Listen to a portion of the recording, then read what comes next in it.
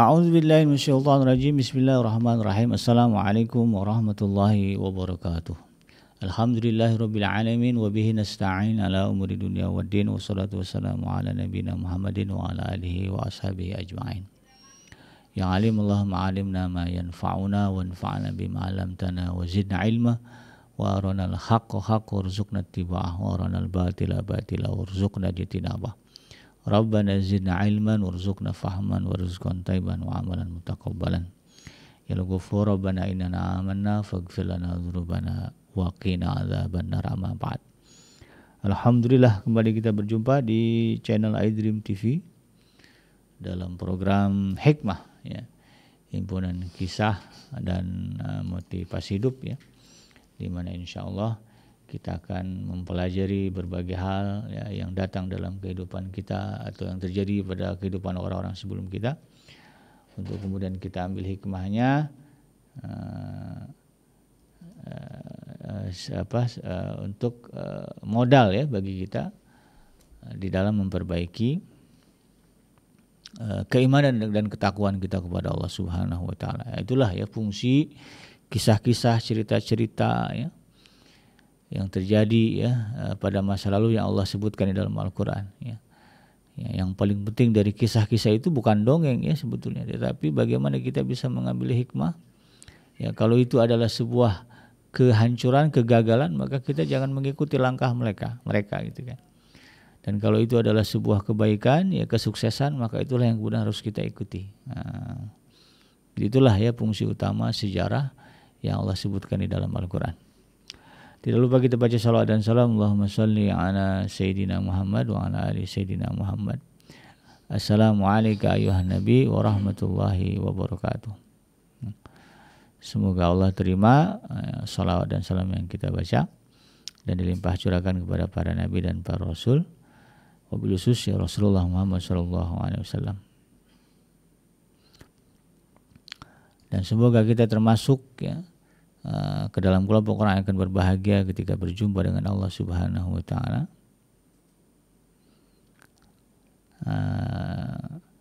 dan dijauhkan, ya, dari siksa api neraka, kemudian juga dimasukkan ke dalam jannah dan dipertemukan dengan Rasulullah sallallahu alaihi wasallam. Insyaallah, ya, amin ya rabbal alamin.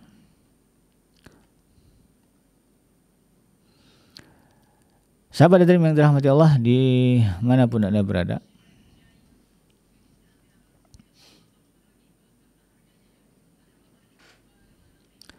di dalam kesempatan kali ini di program Hikmah, ya, saya ingin kembali melanjutkan, ya, pembahasan terkait dengan sifat, ya, dan ciri pribadi jahiliyah. Jadi jangan sampai kemudian kita termasuk ke dalam kelompok orang yang Allah sifati sebagai orang jahil, ya, sebagai pribadi yang jahiliyah. Karena pada hakikatnya ketika seseorang itu mempertahankan kejahilannya, ya, mempertahankan kebodohannya dalam konteks definisi jahiliyah itu sendiri, ya, sampai mati, maka nanti di akhirat, ya, tempatnya adalah nerakanya Allah. Ya. Kalau di dunia Allah masih kasih excuse, ya, tapi di akhirat kalau memang mati dalam keadaan bodoh, maka tidak ada lagi tempat bagi orang bodoh kecuali nerakanya Allah Subhanahu wa taala. Kenapa? Karena panjang waktu Allah berikan kepada kita, ya, untuk menyadari kebodohan kita.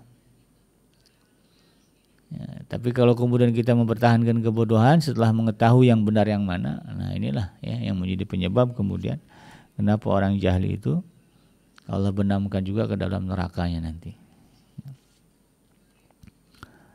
Oleh karena itu kemudian kita berusaha, ya, jangan menjadi pribadi-pribadi yang jahil.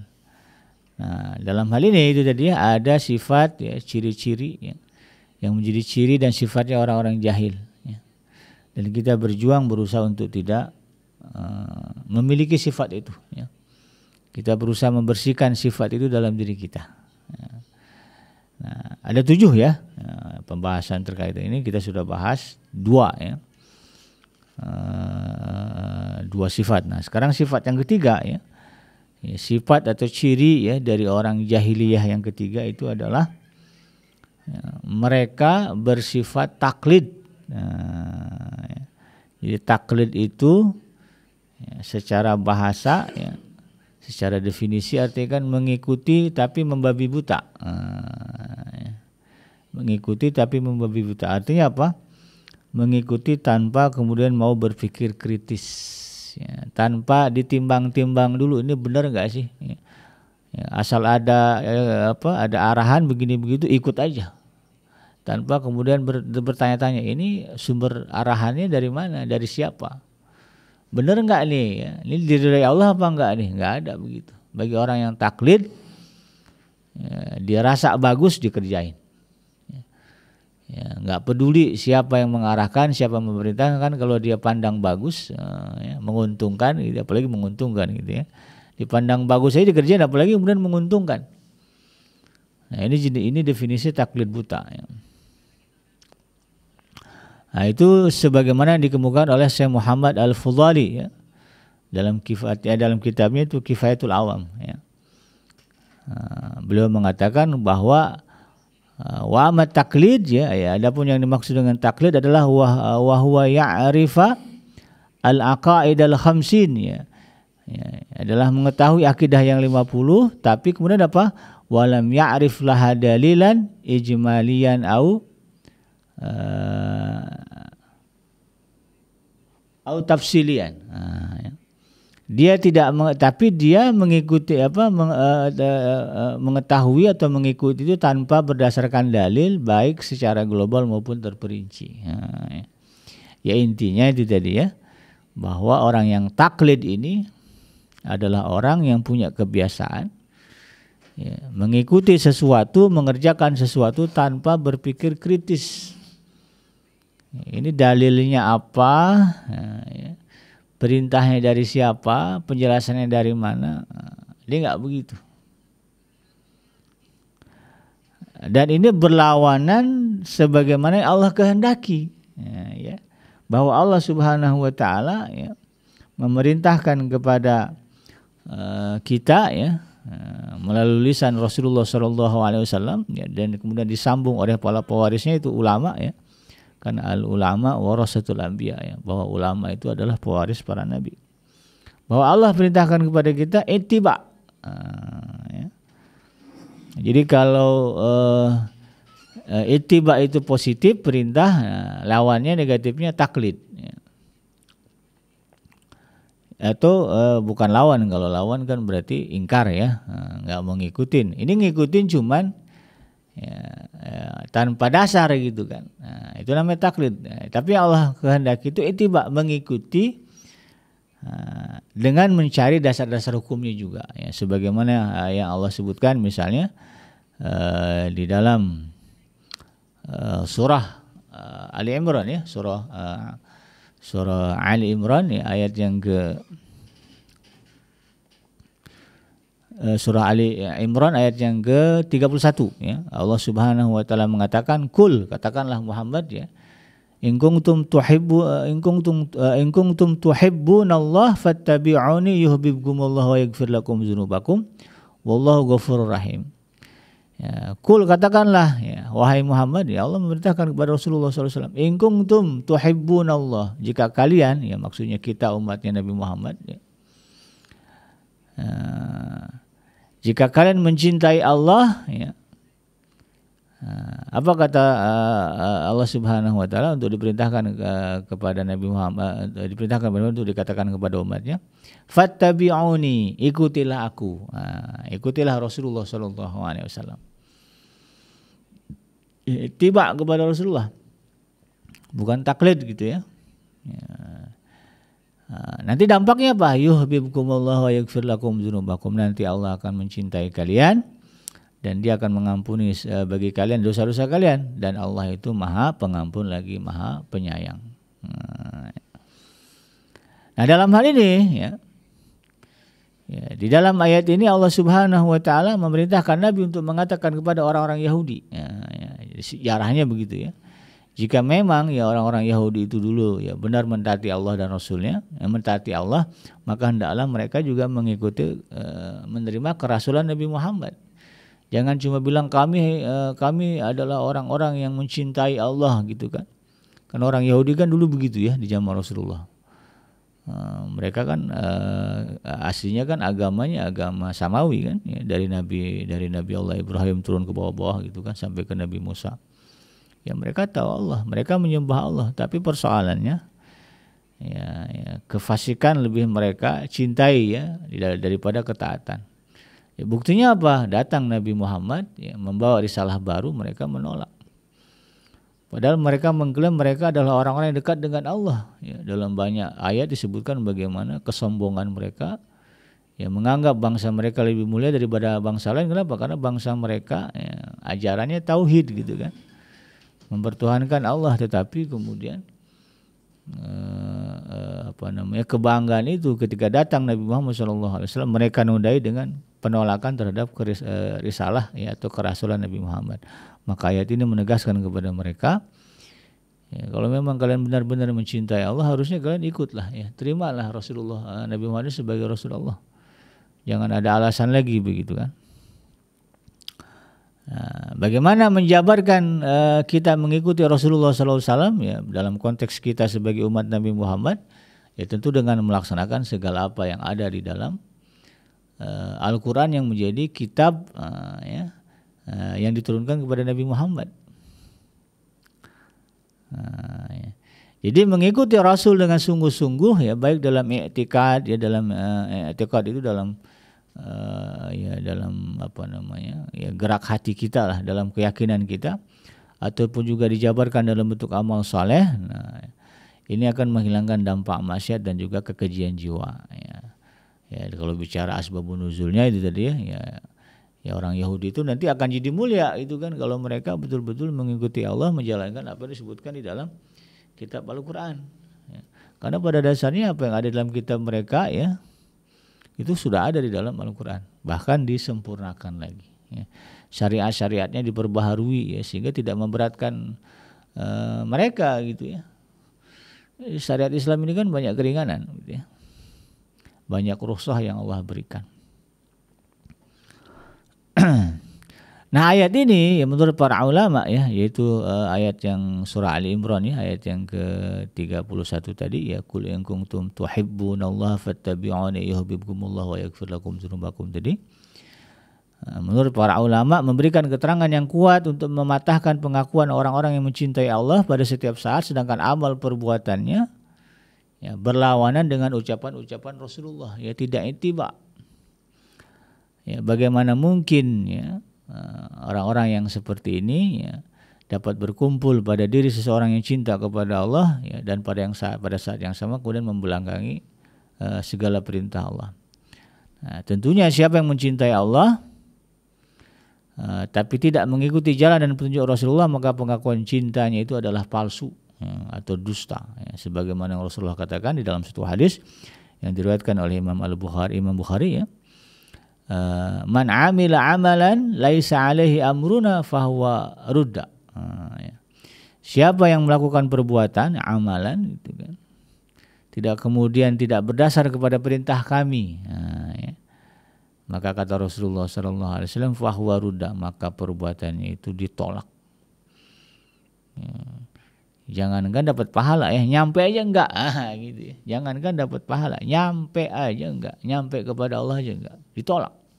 Bahwa ruda. Nah, maka kemudian disinilah titik ya bahwa orang-orang yang jauh dari sifat jahiliyah ya, mereka berpikir kritis. Ya, kalau orang jahil tadi taklid ya, mengikutnya membabi buta tanpa kemudian memikirkan ya, dasar-dasar hukum, dalil-dalil gitu kan, tanpa kejelasan ini benar apa tidak. Nah kalau orang yang cerdas ya, berakal, ketika dia mendapati sesuatu, mendapat arahan gitu kan, misalnya dari orang tuanya, dari gurunya ya, dari kiainya, dari ulamanya, dari habaibnya gitu kan, itu sudah menjadi menjadi kemutlakan harusnya bahwa mereka harus paham juga dalilnya apa. Betulkah ini bagian dari perintah Rasulullah SAW? Kritis gitu kan. Nah ini yang kadang-kadang zaman sekarang sudah mulai tumpul. Jadi kadang-kadang disodorkan ya perbuatan-perbuatan, amalan-amalan oleh mereka ya, yang kita anggap sebagai orang alim gitu kan. Tetapi kemudian kalau kita telusuri sebetulnya banyak juga ya hal-hal yang mereka sodorkan itu ya, ya bertentangan sebetulnya ya dengan kebenaran yang Allah turunkan, dengan kebenaran yang diajarkan Rasulullah Sallallahu Alaihi Wasallam. Ya, kalau detailnya seperti apa ya itu kan case by case lah ya. Tapi intinya adalah bagaimana kemudian ketika kita ya, mendapati ya, satu arahan, satu perintah ya, arahan itu berkaitan dengan agama, ya baik dari orang tua kita, ya, mungkin saudara kita, ya, siapapun lah, mungkin teman kita atau juga mungkin guru-guru, orang-orang kita anggap sebagai guru, orang mulia, maka alangkah bijaknya, dan ini menjadi arahan kan, ya, arahan dari Rasulullah SAW untuk kemudian memastikan bahwa memang ya, apa yang mereka sodorkan itu adalah betul-betul urusan yang masuk ke dalam urusannya Rasulullah. Artinya apa? Dasar memang dari Rasulullah SAW. Ya, hadisnya kan begitu ya, man amila amalan laisa alaihi amruna ya. Siapa yang mengerjakan satu perbuatan dan itu tidak termasuk ke dalam urusan kami ya, nggak ada dasarnya dari Rasulullah, fahuwa rudda, maka itu akan ditolak. Nah ini ngeri juga ya, udah capek-capek kita ngerjain ternyata ditolak. Sumber daya udah dikeluarin ya, modal kan sekarang ini kan warawiri kan pakai ongkos ya, nggak gratis gitu ya. Ada motor juga harus diisi bensinnya, bensin kan pakai duit gitu ya. Nebeng sama orang juga bukannya gratis itu kan, kadang-kadang nebeng sama orang juga harus ya minimal ya ngeluarin juga lah ya buat parkir gitu kan. Kalau asli nebeng doang ya, sekali itu aja kali orang mau nebengin kita gitu ya, belum lagi tenaga, belum lagi waktu. Kalau ternyata itu kemudian ditolak oleh Allah dan Rasulnya, ya nanti kan situasinya akan menjadi jelas ya.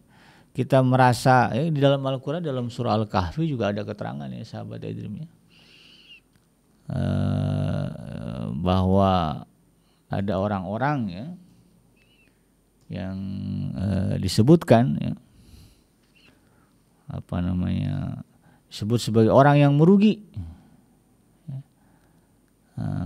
dalam surah Al-Kahfi itu kan disebutkan ya, orang yang merugi itu siapa ya? Mereka yang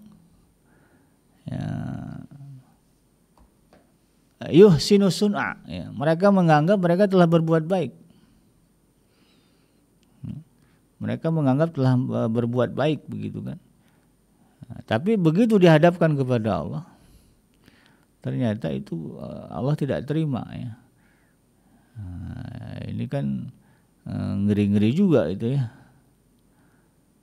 Jangan sampai kemudian kita terjebak ke dalam fenomena itu gitu kan.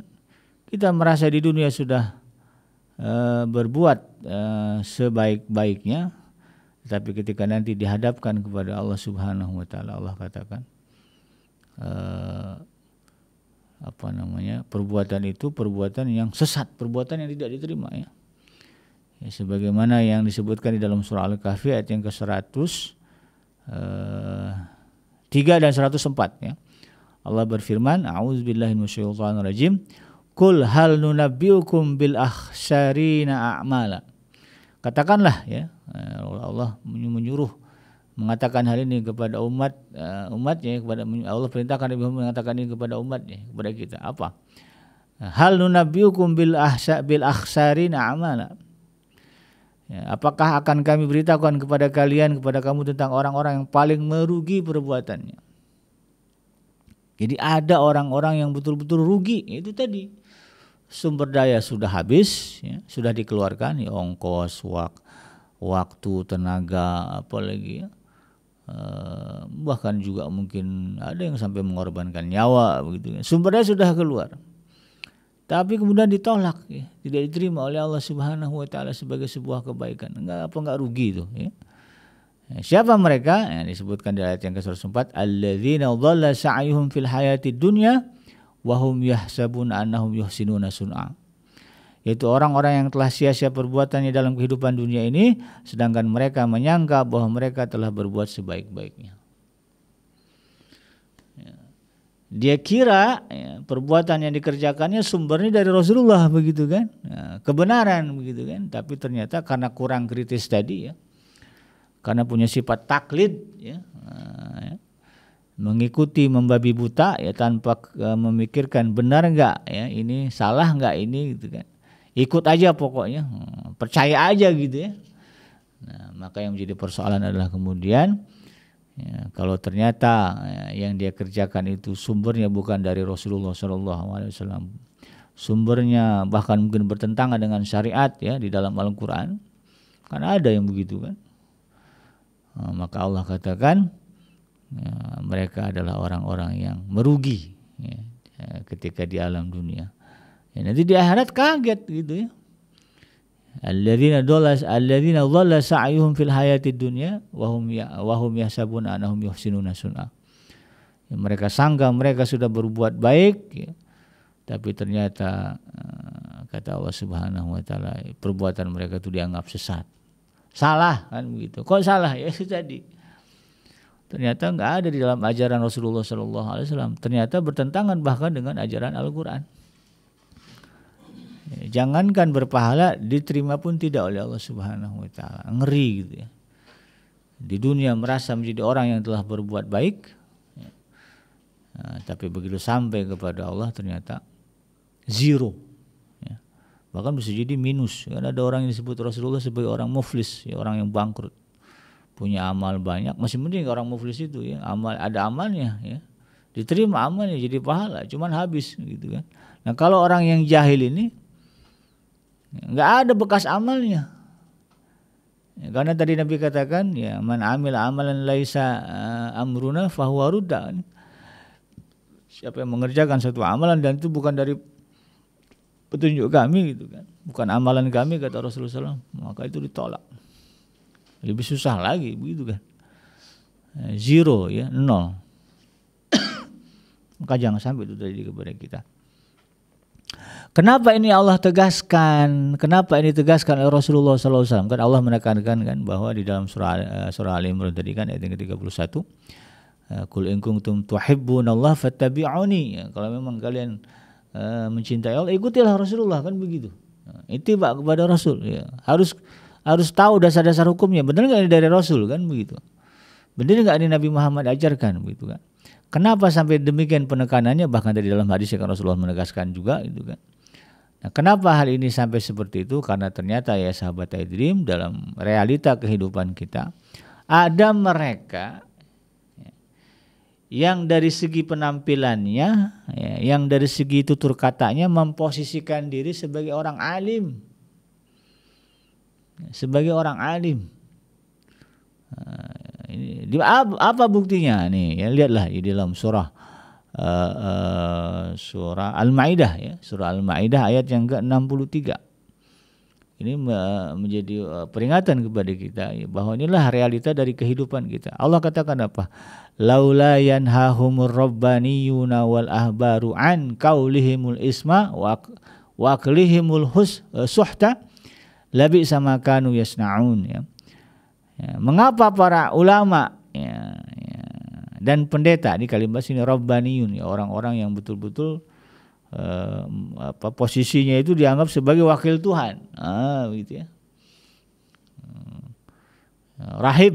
Rahib ini kan ulama ya, pendeta gitu kan. Ya bicara pendeta kan orang yang paham agama gitu kan. Mengapa para ulama dan pendeta-pendeta itu ya, apa di sini disebutkan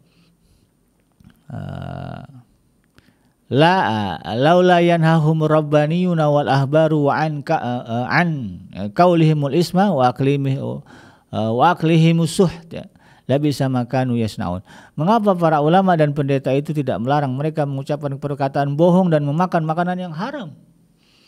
Sungguh itulah seburuk-buruk apa yang telah mereka perbuat. Jadi dulu ya, ada kelompok-kelompok yang memposisikan diri mereka sebagai rahib, sebagai orang suci, sebagai orang alim, orang yang dekat dengan Tuhan.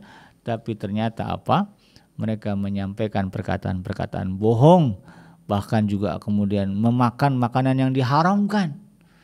Kok bisa ya? Karena mereka memainkan dalil gitu kan. Dalil dimain-mainkan sehingga yang haram ya, bagi umatnya menjadi tidak haram karena dia ngomong begitu kan. Aslinya Allah haramkan, tapi dengan kepandaian ya, dengan posisi yang dimilikinya, jabatan yang disandangnya, ya ketokohan yang dimilikinya, lalu kemudian dia putar balik jadi halal. Padahal aslinya haram gitu kan. Ini perkataan bohong ya, bohong. Ya, makanya ini bagi para dai ya, duat ya, salah satu dosa besar ya bagi seorang dai adalah bohong. Makanya Rasulullah itu dari kecil ya, itu nggak pernah bohong. Nah, kalau bohong aja sekali itu cacat itu. Ya. Nabi Muhammad nggak pernah bohong. Nah ini harus menjadi ibrah juga ya, kita sebagai dai ya, haram ya untuk kemudian mengucapkan perkataan-perkataan ya yang terindikasi kebohongan ya, apalagi kemudian menjadi hoax ya, nggak boleh itu. Jadi kalau kita ingin menyampaikan sesuatu ya harus benar adanya gitu kan. Dan sebaik-baik kebenaran itu adalah yang datang dari Allah dan Rasulnya. Nah, jadi ini yang kemudian menjadi dasar ya bagi kita untuk kemudian lebih berhati-hati, karena prakteknya ada orang-orang tadi ya, memposisikan diri mereka sebagai ulama, sebagai orang suci, sebagai orang alim, tapi kemudian perkataan mereka bohong, bahkan ya perbuatan mereka bertentangan dengan syariat yang benar. Nah ini harus diwaspadai. Allah katakan apa? Labi sama kanu yasnaun, sungguh itulah seburuk-buruk apa yang telah mereka berbuat. Allah benci banget itu ya, dengan orang-orang seperti itu, ya, dengan orang-orang yang tadi ya membodohi umat. Bilang ini dari Nabi, bilang ini dari Quran, tapi ayatnya belah mana nggak disebutkan, hadisnya dari riwayat siapa nggak disebutkan, pokoknya kerjaan aja ini Nabi yang ngajarin. Nah ini nggak boleh. Kalau kita ikuti bahaya itu kan. Apa bahayanya itu tadi ya, sumber daya kita sudah habis mengerjakan itu, tapi kemudian faktanya di sisi Allah Subhanahu Wa Taala kosong, yang nggak ada pahalanya, zong ya kalau kata orang sekarang ya yang main-main game itu. Nah itulah ya sahabat iDream yang seharusnya menjadi renungan ya kita di dalam beragama ya. Mulailah ya sedikit demi sedikit untuk kemudian bersikap kritis, tanya ya. Maaf Ustaz, kalau kita dengerin lah dia ngomong apa, bla bla bla bla, nggak kedengeran di situ dalil, nggak kedengeran itu Al-Quran, nggak kedengeran hadis, tapi intinya kerjakan Pak Bu ini nanti insya Allah ya akan begini. Nah ini perlu kita tanya, maaf Ustaz, maaf Kiai, maaf Habib ya, bukannya lancang, tapi kita pengen tahu juga nih ya, ini dalilnya apa ini ya, di Qurannya belah mananya, kalau di hadis nih riwayatnya siapa ya, apakah Imam Bukhari, Imam Muslim, atau mungkin ada imam-imam yang lain kan. Kalau bisa disebutkan biar kita tenang Habib, biar kita tenang Kiai, Ustaz gitu kan. Harusnya begitulah. Tapi kalau nggak berani catat aja, ini kalau kayak gini nggak jelas berarti jangan diikutin. Ya. Walaupun yang ngomong itu orang yang kita anggap guru, ya. Jadi jangan percaya aja. Tapi pastikan, karena guru kita bukan Nabi. Ya, kalau di zaman Rasulullah wajarlah sahabat itu nggak mempertanyakan ini itu ya, karena memang ngomong ke Rasulullah. Tapi sekarang ya khawatirnya dia bilang itu Rasulullah yang merintahkan, tapi ternyata faktanya kebohongan. Dan ini sangat di garis bawahi Rasulullah yang nggak boleh ya. Kita itu ya berani-berani mengatakan sesuatu, kita klaim ini adalah ajaran Rasulullah, padahal itu kebohongan. Rasulullah katakan siap-siap nanti ya udah di bookingin tempat di neraka. Bayangin aja kalau berani kita menyatakan sesuatu dan disandarkan kepada Rasulullah dan padahal itu adalah sebuah kebohongan. Rasulullah sampai bilang apa, famaq'aduhu minan nar ya. Maka siap-siaplah ya di bookingin tempat ya, di nerakanya Allah. Jangan sembarangan ngomong gitu kan. Demikian sahabat iDream ya, mudah-mudahan bermanfaat. Yang benar datang dari Allah Subhanahu Wa Taala, yang salah semata-mata lahir dari kealfaan dan kelapan saya pribadi. Saya bikin pamit undur. Hasbiyallahu la ilaha illa huwa alaihi tawakkaltu wa huwa rabbul arsyil azim. Subhanaka Allahumma rabbana wa bihamdika asyhadu an la ilaha illa anta astaghfiruka wa atubu ilaik. Walhamdulillahirabbil alamin. Wassalamualaikum warahmatullahi wabarakatuh.